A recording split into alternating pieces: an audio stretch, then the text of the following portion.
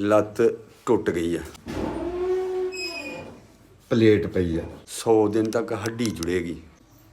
ਜ਼ਫਰਵਾਲ ਤੋਂ ਕਿੰਗਰਿਆਲ ਨੂੰ ਜਾਣਾ ਪਿਆ, ਤੇਜ਼ ਸਪੀਡ ਸੀ ਕਿਉਂਕਿ ਸੜਕ ਬੜੀ ਸਾਫ਼ ਹੈ। ਅੱਗੇ ਰੇਹੜੀ ਆਈ ਹੈ ਰੇਤ ਵਾਲੀ, ਮੈਨੂੰ ਪਤਾ ਨਹੀਂ ਲੱਗਾ, ਇੱਕ ਸਾਈਡ ਤੋਂ ਲਾਈਟ 'ਚ ਪੈਂਦੀ ਪਈ ਸੀ, ਅੱਖਾਂ 'ਚ ਬਹੁਤ ਤੇਜ਼। ਮੋਟਰਸਾਈਕਲ ਦੀ ਵੀ ਲਾਈਟ ਘੱਟ ਹੀ ਹੁੰਦੀ ਹੈ। ਉਦੋਂ ਹੀ ਪਤਾ ਲੱਗਾ ਜਦੋਂ ਠਾ ਜਾ ਮਿਲੀ ਆ।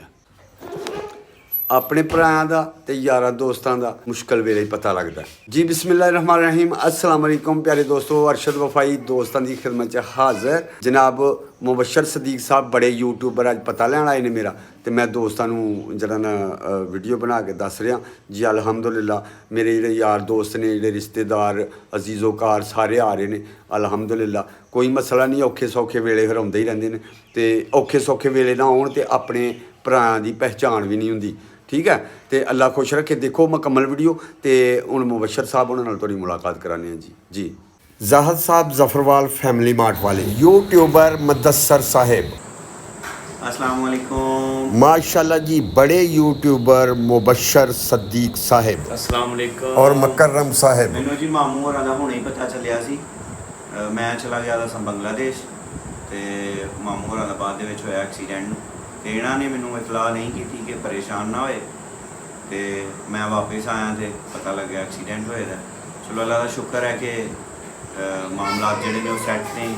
चोट तो बड़ी ज़्यादा लगी है, लेकिन जिस तरह मामू दसते पे ने उस तरह ही अगर हुंदा तो फिर मामला जिहड़े ने खतरनाक सन। अल्लाह दा बड़ा शुक्र है कि बेहतर ने हुण अगे नालों बहुत, तो इंशाअल्लाह थोड़े दिनों तक घोड़े तरह दौड़नगे जी आहो जी, तुसीं दुआ करो, इंशाअल्लाह अल्लाह बेहतर करेगा। कोई मसला नहीं, एडा वड्डा कोई काम नहीं, अल्लाह खैर करे। हूँ तो मैनू उम्मीद पै गई है कि इंशाअल्लाह अल्लाह दे हुक्म नाल मैं थोड़े दिनों तक ठीक हो जाऊँ इंशाअल्लाह इंशाअल्लाह इंशाअल्लाह। क्यों जी मुदस्सर साहब? बिल्कुल बिल्कुल। अलहमदुलिल्लाह जी। हुण मेरे मामू आए ने, नाल मामू दे बेटे आए ने, ते मेरी खाला दा बेटा आया, और जीज़ोकार आए ने। तो जनाब देखो इन्हां दी गुफ्तगू ते गपशप सुनने आ कि की अपने मज़े नाल लगे ने, नाल मेरा पता लैन आए ने। ते अल्लाह खुश रखे, इंशाअल्लाह दुआ करना, तो इंशाअल्लाह मैं बहुत जल्दी ठीक होवांगा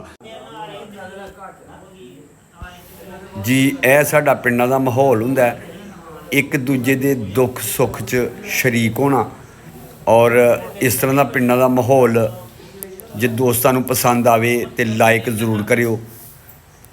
हर खुशी गमी दे विच किसी दे कोल जाना, बह के उहदा दुख सुख वंडाना, गप शप लानी, ते इहदे नाल अद्धियां तकलीफां उंज बंदे दियां दूर हो जांदियां ने जदों अपने भैन भरा मिल के बहिंदे ने। ते अल्लाह पाक सब नूं तौफीक दे मिल के बहना, और किसी बीमार दा पता लेना, अल्लाह सब नूं तौफीक दे, और इंज होना चाहिए।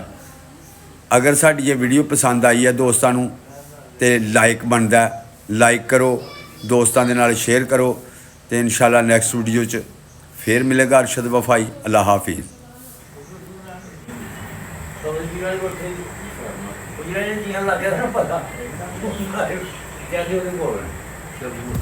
नहीं मैं जाना